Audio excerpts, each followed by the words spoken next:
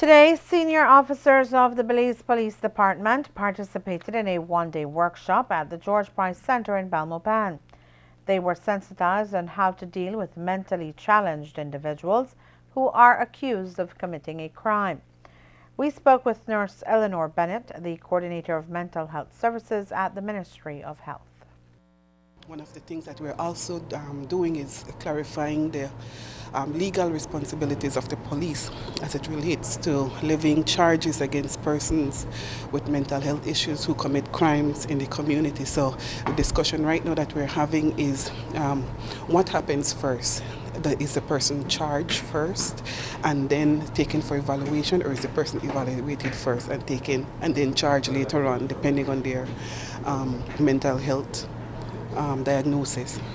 And so we are trying to work out those issues, because what we want to happen at the end of today is that the police and us come up with a model of response, be it that we need to get more training, and then maybe they have designated police officers that will respond, or designated units, or is it that the mental health staff would need to go along with the police? So those are the issues that we will work out, and we want to have very definite recommendations for ministries as to how we should proceed. The first and the job of the police is to protect and serve. So obviously attend to the sick, and then they make sure that everybody else is secured. And that means they have to detain this person that has the machete.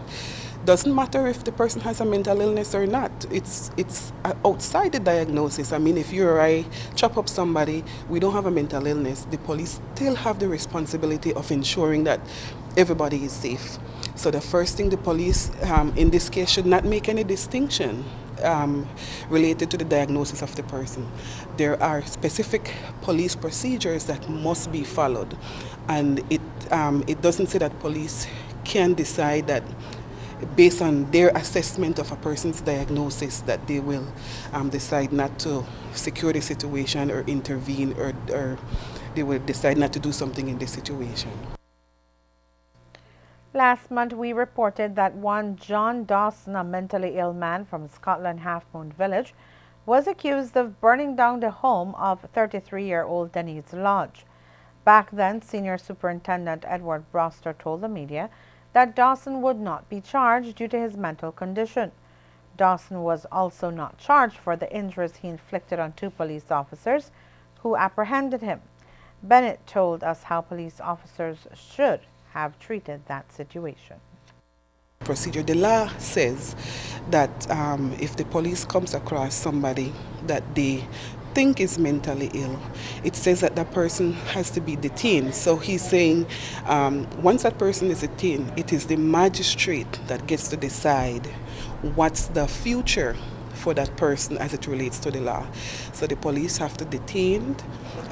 There is a specific period of time that a person has to be charged, according to what I'm hearing is within 48 hours. And then there is a specific period in which a person has to get a mental health evaluation if they're going to be detained. That is 3 days. So what the police has to do is to charge, because sometimes on the weekend they won't see a mental health professional until Monday. So they have the authority to detain and take people for treatment, one, or take people in front of the magistrate, who is going to decide if that person needs to be held in a mental health facility for further observation and evaluation.